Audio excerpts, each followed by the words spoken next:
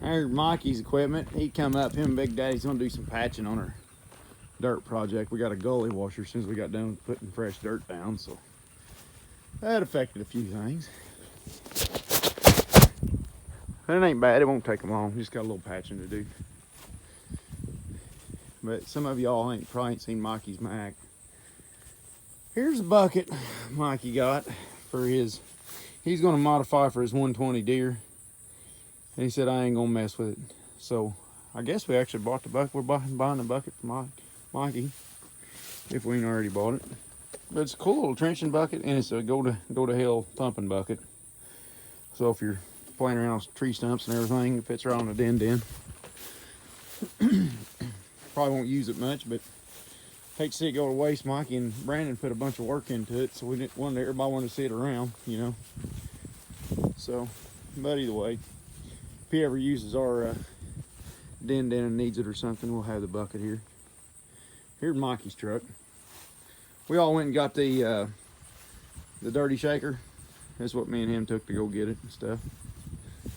I like it. I like some of this customized stuff on there. Look at that boom and stuff. I'm gonna do something like that for Blackie. That's what I got in mind for Blackie. Something sort of like that.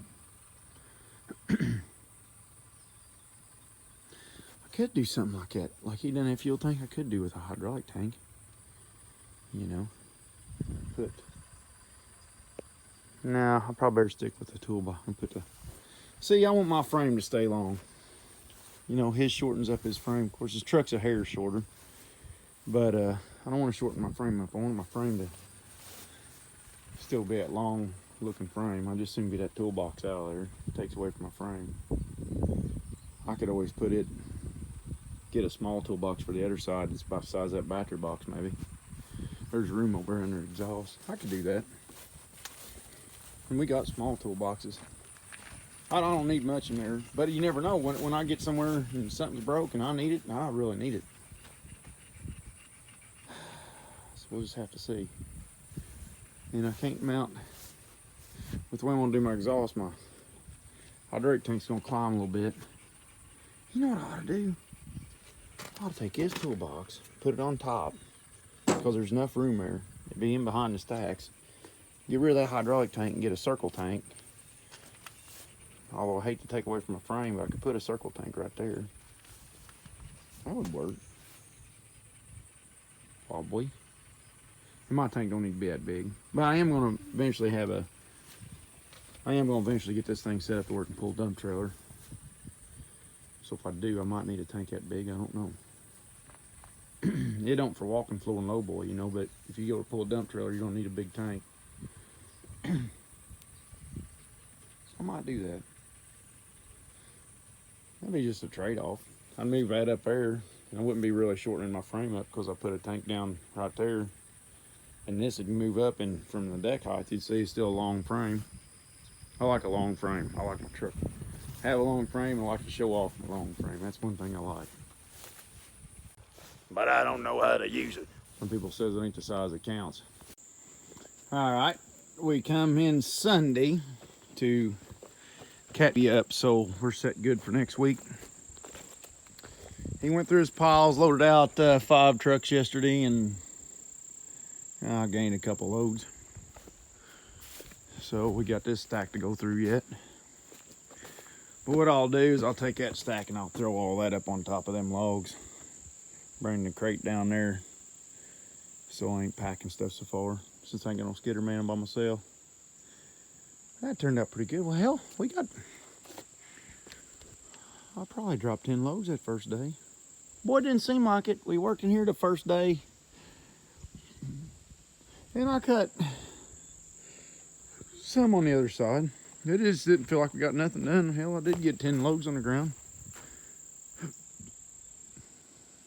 So we're doing, as long as we do over 10 loads a day, we're doing okay for what our system is. Everybody's always like, you know, what do you get out today? What do you get out today? Well, it ain't what you get in them spurts, you know. It's what you consistently hold a day. And our consistent, what we're trying to hold today is a good solid 10 a day. If we get up to, you know, and then from there, like, you know, if you can hold 10 a day, you're doing, for us, we're doing good. 10 a day is good for us. That's about, what, you take in Saturday, you're talking 60 loads a week. You know, that'll do us good when we're logging. You know, when we're not logging, it's because we're rained out and stuff, you don't get that anyways. But, man, I got spazzing around. I forgot my daggone GoPro. So all I got's my phone. But there ain't no service down here, so nobody's gonna call and mess me up. But I'll set y'all up while I do a little positioning around. Let y'all hang out for a minute if you want.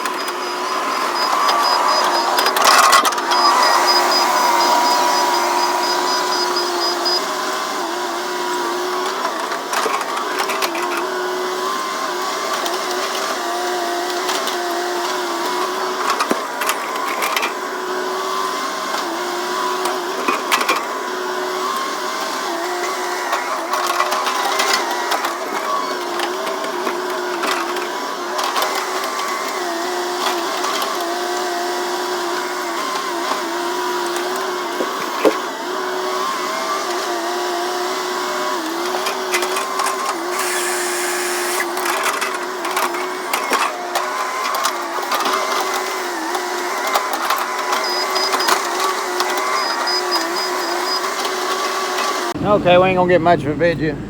My phone's dying. But I did move everything. And got it all set up to where all I gotta do is whack up here and stack over there. You know, we had to double handle things, and this ain't a good idea, but we had such a small yard, and basically I cut them with the buncher, just denned them. Roger drug them down the skidder. So Roger filled this area up, all this down in here with trees. And then Steve started cutting them up, and we're actually loading the road, which we never do. But we're going to do it just for this few little bit, and then we'll have to clean the gravel off. And hopefully nobody gets on our butts. If they do, we'll put a little gravel down. But, all right, here we are. I'm finished up. Getting ready to head down to Randall's to do his tree. Turned out good. Got plenty of veneer candidates.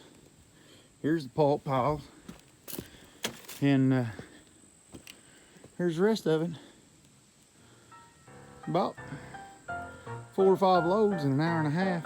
Not too shabby.